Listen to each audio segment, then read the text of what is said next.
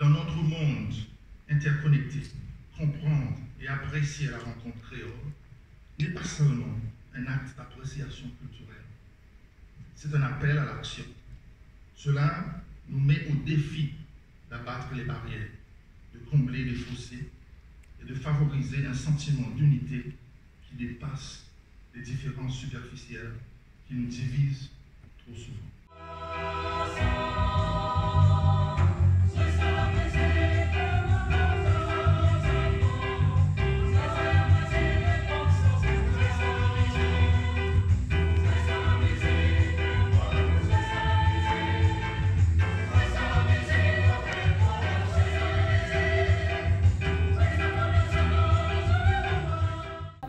Il faut essayer de trouver un moyen, un moment, si vous voulez, de réunir les gens des pays créolophones, de la culture, de l'art, pour arriver à discuter, à partager et à réfléchir quelles sont les valeurs créoles. Quand on parle de la culture créole, les valeurs créoles, ça veut dire quoi? Donc c'est un sujet qui est passionnant, qui est intéressant et qui touche pratiquement tout le monde.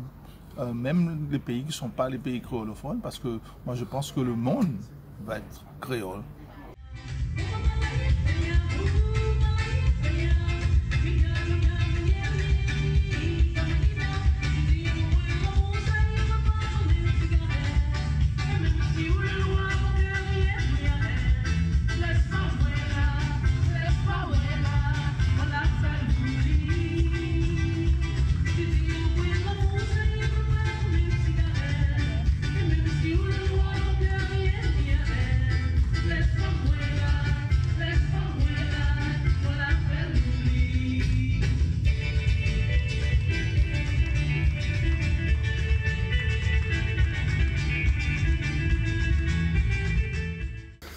Messieurs, dames, mesdemoiselles, à tous vos grades et qualités, bonjour.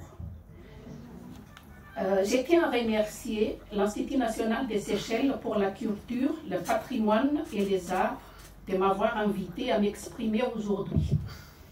Je tiens aussi à remercier M. Augustin Ndjimananour, ministre de la Communication et de la Culture de la République de Madagascar, pour ses encouragements et pour avoir apporté son parrainage à ma communication. Je suis très heureuse de ma présence parmi vous, car cela renforce les échanges entre nos îles sœurs, qui bien de liens unissent. L'opéra Iragas, qu'est-ce que c'est?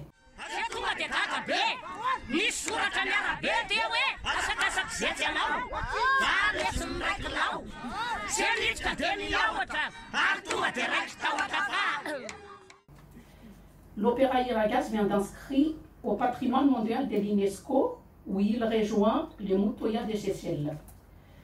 Je vais vous exposer ce qu'est l'opéra Iragas de Madagascar, ainsi que sa démission créole qui apparut au XIXe siècle. À ces propos, je me réfère au remarquable ouvrage de M. Bernabé, Samoiseau et Confiant, éloge de la créolité. Je les cite, la créolité est une spécificité ouverte. Ma source documentaire pour l'essentiel de ce que je vais vous raconter provient de carnet dans lequel fait mon père Ramilisson écrivait des chansons, des discours, des cabars et toutes sortes de choses. Pour le peuple malgache et créolité, pour celles qui ne connaissent pas mon pays, très brièvement, je rappellerai que son peuple s'est effectué par migration successive, venu d'abord de l'Indonésie, puis l'Afrique depuis 10 000 ans. Une étude génétique et ethnolinguistique en 2018 a confirmé que notre peuple est profondément métissé avec des origines austronésiennes et bantoues.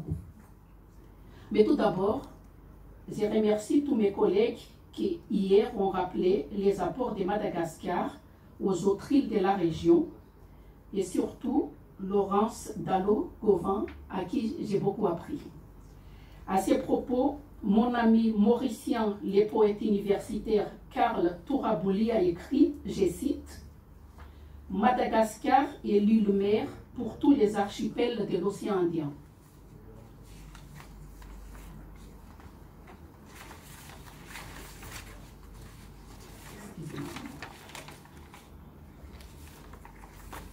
Notre langue nationale, parlée par toutes les populations, les malgaches, intègre elle aussi ces métissages, est une légère dimension linguistique relevant la créolité. Et maintenant, je vais vous expliquer qu'est-ce que c'est l'Iragas. À l'origine de l'opéra Iragas, selon la tradition orale, l'art des Iragas aurait commencé au XVe siècle sur les hautes terres de Madagascar. Cependant, ce point n'est pas encore extrêmement documenté. Dès l'origine, c'est un art de scène créé par les paysans artistes qui est toujours le cas au XXe siècle. L'histoire, à la fin du XVIIIe siècle, à l'époque de Rennes, le roi Anjanapunimern, il y avait une très jolie fille qui dansait extrêmement bien. Elle s'est nommée Ingur. Un jour, elle a tué par accident l'oiseau du roi. Pour cela, elle a été condamnée à mort. Mais elle a pris la fuite. Elle s'est cachée. Les gardes royaux l'ont cherchée. Elle s'est cachée entourée dans une natte. Les gardes royaux ont fait venir le meilleur chanteur des royaumes et les musiciens. Ils ont chanté et joué de la musique. Ils savaient qu'elle ne pouvait pas résister à son amour de la danse. Elle est sortie de sa cachette et s'est mise à danser. Le roi a été émerveillé, il a tout pardonné et l'a nommée danseuse royale. Lorsque le roi procédait à l'aménagement du territoire, il faisait construire les grandes digues de Madagascar, les Betim Tataja, liées à l'irrigation, à la protection des rizières. Ingur était appelé pour danser afin de motiver et divertir les travailleurs lors de leur pause. Elle était accompagnée des meilleurs musiciens et chanteurs de l'époque. À l'origine, on appelait cet art Iramitsangana, ce que ça veut dire chant debout. Principalement des cordophones et tambours comme instruments. Les costumes étaient des sortes de toges drapées. L'influence culturelle asiatique prédominait. Les rois étaient très contents de la qualité artistique ainsi que de l'enthousiasme du peuple pour cet art. Il demanda à la danseuse Ingur de former un groupe. Il donna aussi aux artistes en statut les artistes royaux.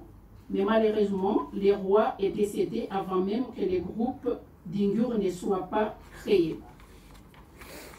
Au début du XIXe siècle, le roi Radam Ier succéda à son père. Il modernisa le pays. Le nombre de troupes se multiplia pendant son règne. Le roi Premier visita la région de Madagascar et demanda également qu'on y fonde une troupe partout. Au XIXe siècle, l'évolution des instruments de musique et des costumes des artistes. Le 23 octobre 1817, le roi Radam Ier signa un accord avec le Royaume uni de Grande-Bretagne. C'est enfin se continuer les modernisations du pays, développement de l'éducation de base, administration territoriale et équipement de l'armée malgache. Il fit aussi transcrire la langue malgache en caractère latin. M. Barnabé Samoiseau est confiant au écrit. Le monde va en état de créolité. C'est ce qui s'est passé au XIXe siècle pour l'opéra Iragas. À cette époque, les compagnies procédèrent à des profonds changements, en ce qui concerne leurs costumes de scène que leurs instruments de musique.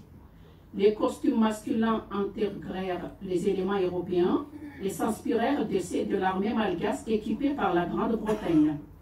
Ils furent constitués d'une vaste ornée de galons et épaulettes, et d'un pantalon noir, les plus souvent ornés d'un bande latérale militaire. Les costumes féminins changèrent, eux aussi, pour s'inspirer des robes offertes par la reine d'Angleterre aux reines de Madagascar. Ces furent les robes longues de satin ornées de volants, rubans, fronces, galons, plis et fermées par des boutons. D'émeraude malgache originelle de lamba et tôle de coton portée par les hommes et les femmes, les troupes adoptèrent aussi les instruments de musique venus d'Europe pour équiper les fanfares de l'armée royale malgache, tambours, violons, trompettes, clarinettes, cornets et pistons. Ils créolisèrent donc d'une certaine façon. Ces mêmes tenues vestimentaires et instruments de musique sont toujours en vigueur au XXIe siècle. Mon père a débuté de pratiquer cet art en 1944. Dans cette troupe, il n'avait que 10 ans. Il y a 10 ans, il composait des chansons, jouait de tambour et dansait. À partir de 1972 et du panafricanisme qui suivent les révolutions populaires, l'opéra Iragas procéda à une nouvelle phase de créolisation en intégrant le rythme, les chorégraphies, des gestuels d'inspiration profonde africains. C'est dans les chansons enfants qui s'appellent les Janakira qui se terminent les spectacles par un dansant les quadrilles, les ségas et les maloyas. Notre art s'inscrit dans l'histoire. Les artistes piragas ont participé à toute étape majeure de la vie du pays. Résistance au colonialisme avec le Menalamba, Vapsakel, qui est les combattants de 1947, espoir de l'indépendance en 1960, révolution populaire en 1972.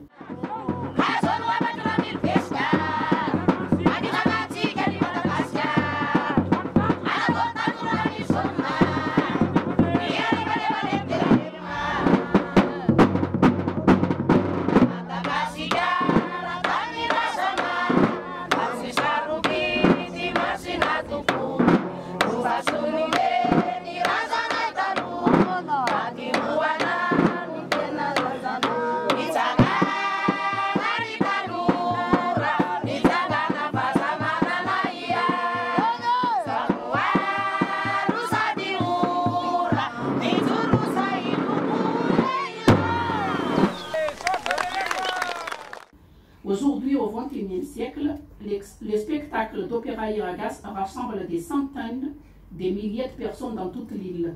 C'est un art sacré dédié aux ancêtres.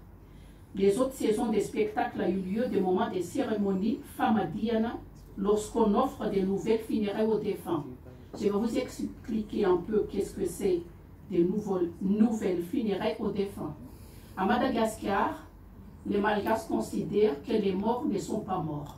Ils sont morts physiquement, mais ils sont quand même partout. Donc, il faut toujours les rappeler, il ne faut pas les oublier. Et tous les 5, 7 ou 9 ans, on offre des nouvelles funérailles. C'est qu'on offre des nouveaux lincels, on ouvre les tombes, on sort les corps, et on donne des nouveaux lincels, et on fait une grande fête familiale, en donnant à manger à tous les villages autour. Donc ça s'appelle les Famadiana.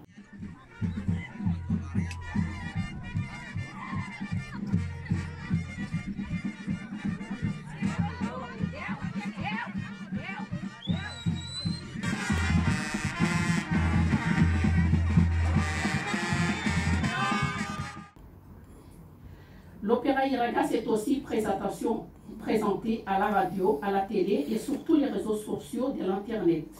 Je vais arrêter là mon exposé, forcément très limité. Il y aura encore beaucoup à dire. Pour ceux qui s'intéressent au Iragas, je suis à votre disposition.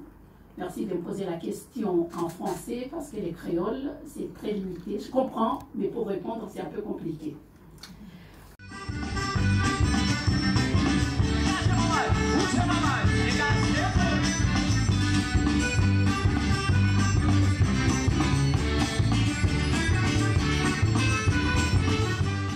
Quand on parle des cultures créoles, surtout dans la région de l'océan Indien, on a tendance à penser uniquement à l'île aux Seychelles, l'île Maurice, la Réunion, Rodrigue, mais Madagascar. Quand j'ai suivi la présentation de Emeline, ça prouve que la culture créole est bel et bien présente à Madagascar. Et ça, c'est quelque chose de formidable. Donc ça nous rapproche encore plus dans la région.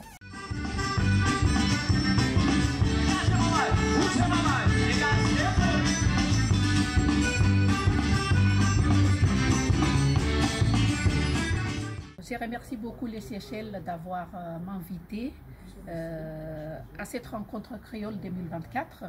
Merci beaucoup M. David André, responsable de l'Institut national de la culture, le patrimoine et les arts des Seychelles. Cette rencontre créole nous rapporte beaucoup et ça renforce les liens entre Madagascar et Seychelles et surtout les Iragas, que j'espère beaucoup qu'on a beaucoup de projets ensemble et que ça continue pour les années à venir.